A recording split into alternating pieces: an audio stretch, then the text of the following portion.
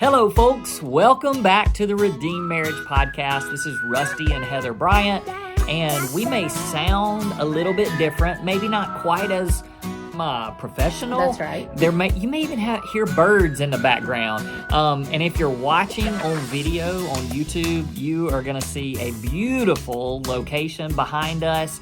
And if you're just listening, maybe this is a good day to flip on over to our YouTube channel. Go find us at theredeemedmarriage.com, and you can see our beautiful location where we are right now.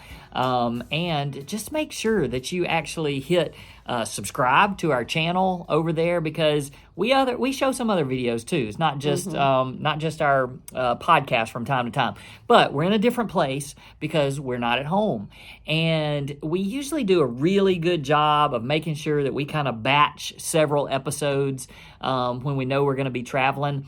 But we were out for quite a few weeks, and so we had to improvise a little bit. And, you know, we've told y'all before, we just don't like missing an opportunity to be with you guys that listen to us faithfully. And so we want to be faithful to you just like you're faithful to listen to us. And so here we are. You're like, where are you? What are you doing? Maybe we could shift a little bit like this. And, I mean, people can see some beautiful scenery behind us. But, okay, you're going this way. There's a lake. That's right. So we are over at our Atlanta retreat location. And here's the deal. We literally finished our retreat maybe 15 minutes ago. And so here we are now, just coming to you guys, and our hearts are really full. We're just feeling great about marriages and about just being able to minister to marriages. So this past week, we were here at our Atlanta location where we do our retreats and intensives when we come to Atlanta. We had an amazing intensive at the beginning of the week. We spent several days with a couple in a one-on-one intensive, and then we welcomed 3 couples in. We had a couple from Oklahoma, a couple from Mississippi, and a couple from South Carolina that joined us. And you guys are probably thinking, a retreat with 3 couples?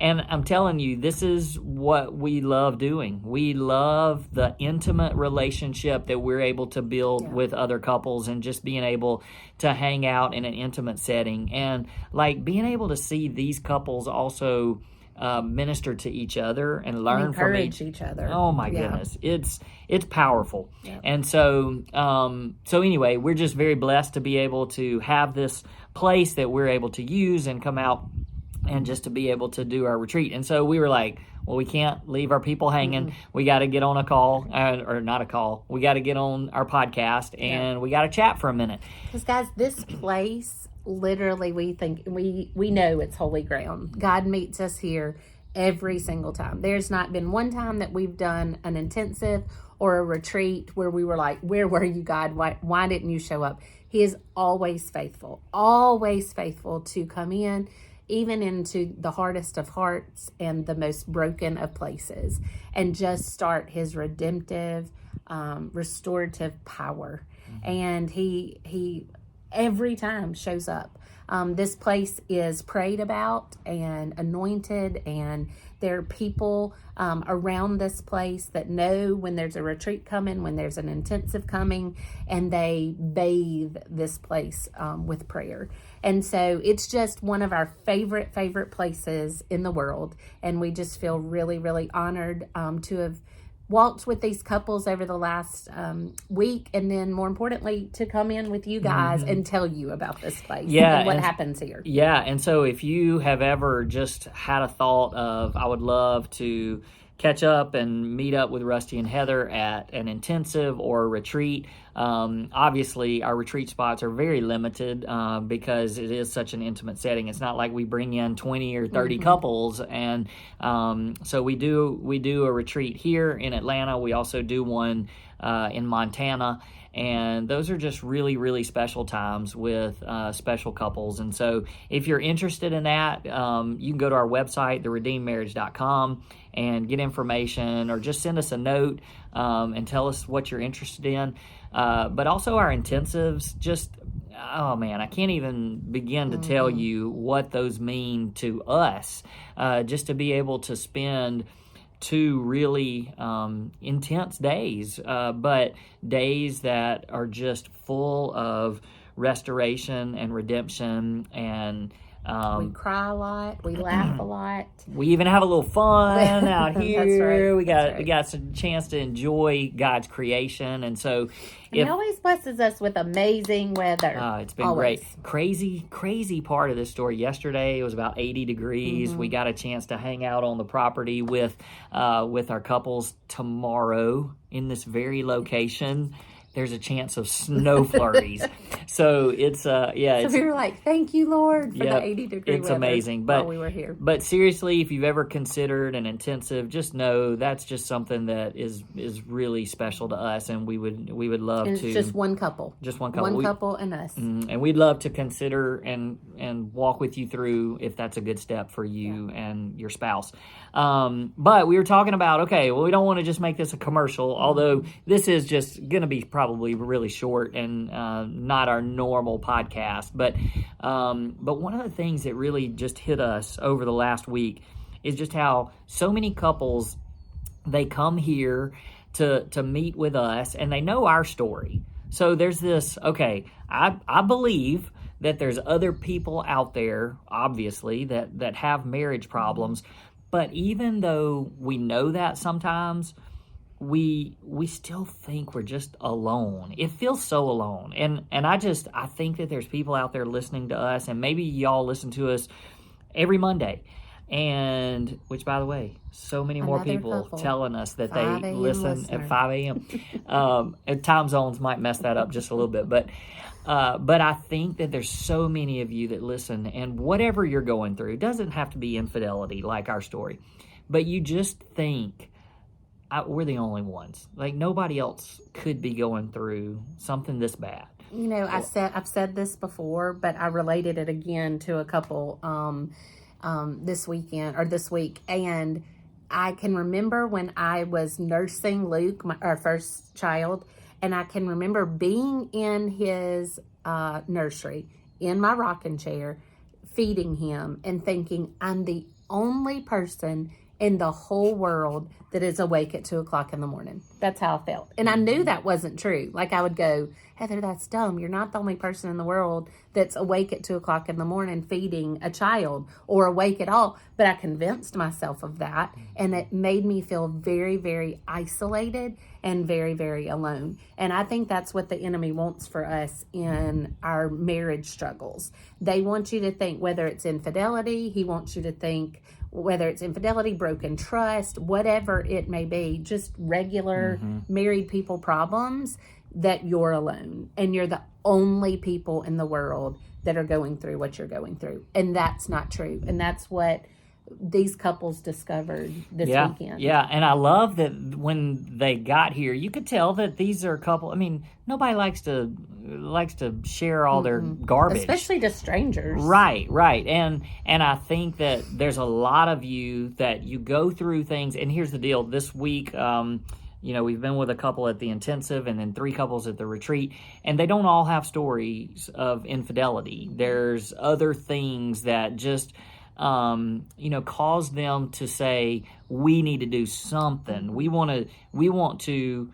go get into an environment where we can learn. How do we every day fight for our marriage? How do we get better? How are we just better? And that's one of the things we shared with one of the couples. It's not all of these massive, drastic changes, although sometimes that has to happen. But a lot of times it's just being a little bit better. Being better than you were yesterday. And so we talk about that a lot, but a lot of these couples, they get here and they've never really shared their story or shared the things that have bogged them down or caused them to be stuck. And all of a sudden they get here and they go, it's not just us. It's not just us.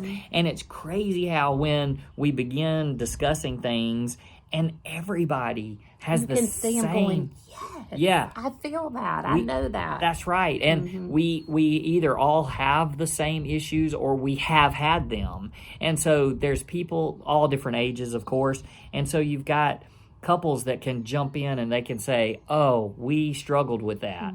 And here's what we've done and the things that we've implemented in our marriage. And it's just so comforting to be able to look around the room, look at the couch across from you, and just go, it's not just us. Like, we are all in this together. And one of the sessions that we always do at our retreat is we talk about spiritual intimacy. And when we talk about spiritual intimacy, we discuss why it's so hard. Like, why is it so hard for us to connect to each other on a spiritual level? And when we talk about spiritual things like leading our family spiritually, like growing personally, going to church and corporate worship together, all those things, like praying together. Why is it so hard? What is it that makes that so hard? And there's a long list of things, but at the very top, it's because there's an enemy. And the enemy, a real enemy, enemy. Your spouse isn't him. Your spouse is not the enemy. But there is a real enemy, and the Bible tells us that there's an enemy that is literally after our marriages. And if he's after our marriages, he knows that if he can destroy your marriage, he can destroy your family. Families can destroy churches. Churches can destroy communities. And communities can destroy nations. And that's how nations have been destroyed throughout history. It's because the enemy has attacked at the core, and that's the family unit, and that's the marriage. And so I just think that so many of us, we forget that there's a reason why all of this is hard, and we go through hard things, and it's because there's an enemy that's constantly trying to sidetrack us, constantly trying to get our focus off of our marriage and really focus on ourselves. And that was a word that kept coming up over and over this weekend, was selfishness. And it really, the root of your marriage issues and conflict and problems and things that you might have in your marriage, your spouse may say, why did you do that? Like, why did you do that? And you may think, I don't know. Like, I really don't know why I did that. And sometimes that's actually the right answer. But when you really dig, selfishness. It's always selfishness. It's, I love me more than I love you. And I love me more than I love our children. And I love me more than I love the church. And our covenant. And our covenant. And it always comes back to, I make selfish choices because I'm selfish. And that's every person that's alive. And so what do? Well, we have to battle it, and we have to fight that every single day, because that's the sin nature. That's the selfish sin nature that's inside of every one of us. And we can't make it go away. It's always going to be there. So it's a constant battle, a constant fight, a constant struggle. And so really, the enemy is not your spouse. Most of the time, the enemy is the enemy. But a lot of times that takes place in that I'm really the enemy of this marriage. It's not you.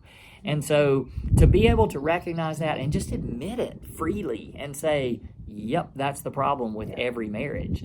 And so this weekend just reminded us of that and helped us to recognize that none of us are alone. We're not alone in this. And one of the things one of the couples said is they had so much trouble because they wanted to confess to somebody, so they went to their church leadership and was like, this is what happened. And church leadership was like, we're going to be with you every step of the way. And they weren't.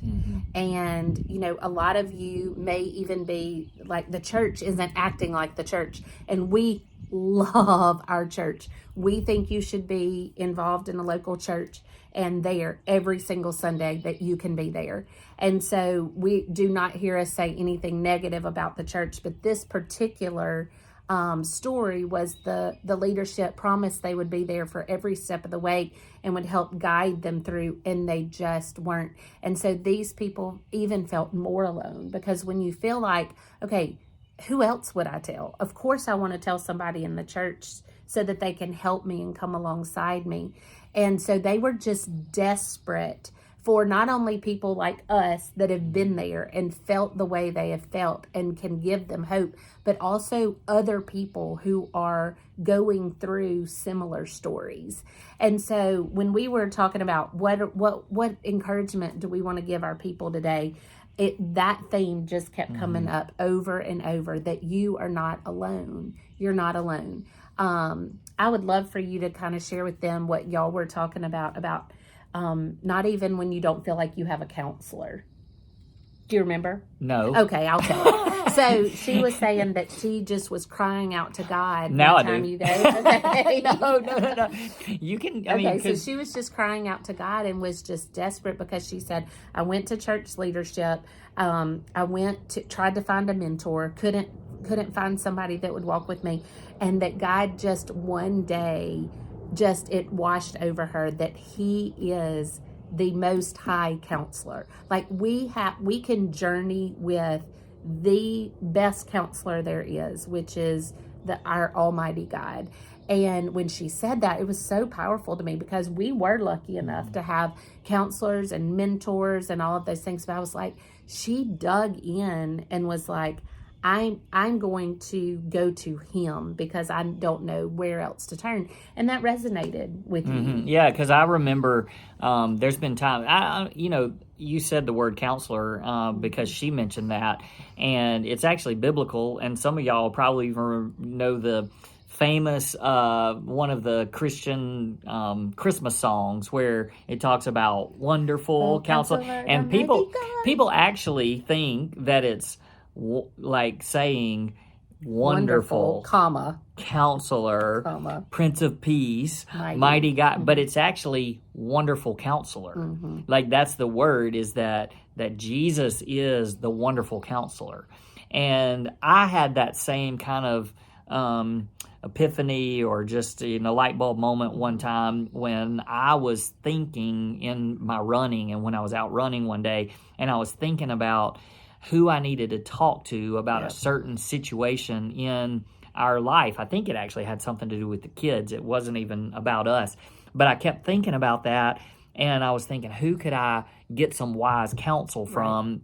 Right. And as I was processing through that, it hit me, and I was like, I have the wonderful counselor. Like, I have the best counselor, and He is who I need to go to and communicate with, and talk through these issues and problems and concerns. And I don't necessarily, if I feel like I'm lacking and I don't have a counselor, He's all I need. Now, it's great to have people that are really, really, and then there's animals. There's animals here too, and so one just came to join us. But if I feel like, it's the same with like a father. If you didn't grow up with a father figure, and you think, gosh, well, I'm really lacking in this area because I didn't have an example as a father. Well, guess who your father is? It's your Heavenly Father, and He's more than enough. And it's the same with our counselor, like the wonderful counselor. He's our counselor, and He's more than enough. And so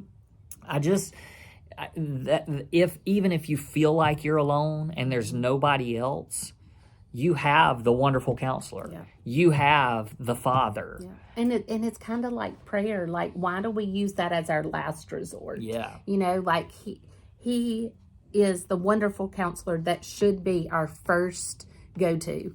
Prayer should be our first go-to. And oftentimes we think, oh, well, I can't find a counselor. I can't find a mentor. I don't have a friend to talk to about this, so I guess I'll pray, when it should be completely the opposite. Yeah.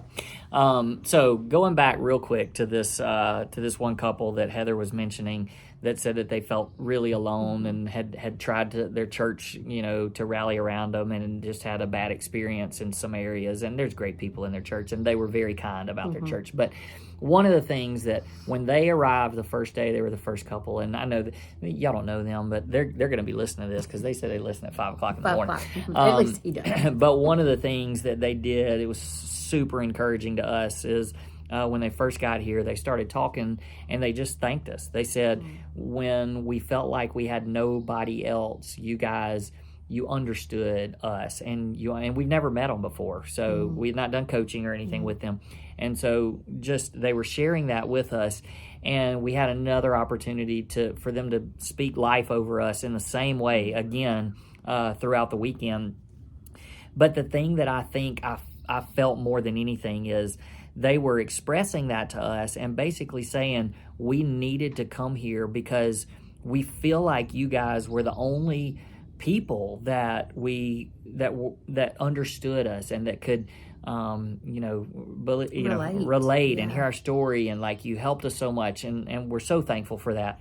But what I think ended up happening is they sat down and there were two other couples where they were able to go, oh, you know what? We're not alone. And it's not just Rusty and Heather that know. That's right. And it's not just Rusty and Heather that understand. And so you guys, I know that there's other people out there because y'all have told us these things, and you come to us and you say, your podcast has meant so much. And again, that's all God. And we're so thankful for it. So we're not trying to promote ourselves or toot our own horns. But a lot of you have said, we tried, our church and counselors and, even other retreats and things. And we just feel like you guys can relate, and we don't know that anybody else can. And what we're trying to say through this whole podcast is there's other people that can relate. You just don't know them. Right. And you don't have the privilege and the honor and the joy of knowing them like we do.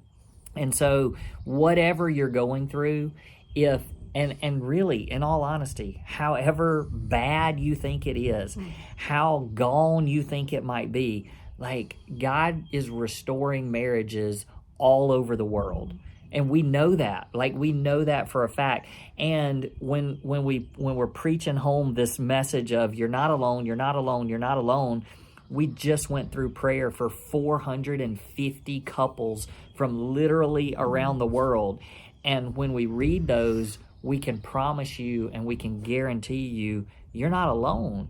And there's other people that are out there fighting just as hard for their marriages. And so please understand, we may not get a chance to sit down one-on-one with every single one of you, but we're fighting right alongside you. We are doing battle for you. We love to hear from you. If you reach out to us, we are going to read it. We are going to, unless we miss it somehow, we're going to respond to you because we just want you to understand that you're not alone in this fight. Yeah. And you never will be, as long as we're right there on the front lines fighting this battle for marriages. Yeah. And so we're with you, and we just want to encourage you in that way. Exactly. And I will never tire of saying that there's hope. I just think it should be on every podcast that we have, just in case somebody only listens once, that there's hope. Like, if God can work a miracle in our story and in our life, and then he can in yours. He's big enough. But Heather, you don't know what my husband's done, or you don't know what I've done. I don't. It wouldn't surprise me, I can promise you, but I don't know. But there's a God who knows everything about you. He knows the number of hairs on your head. He knows everything about you, and yet he still loves you. What he did on the cross, he died for you, and it's enough. And he is powerful enough to restore and redeem whatever you're walking through. So there's hope. Yeah, for sure. Hey, thanks for joining us. We hope that one day you'll join us here. We'd love to be sitting out here on this back porch with you in one of our favorite places in the whole world. So hopefully we'll get a chance to do that. See ya. Peace.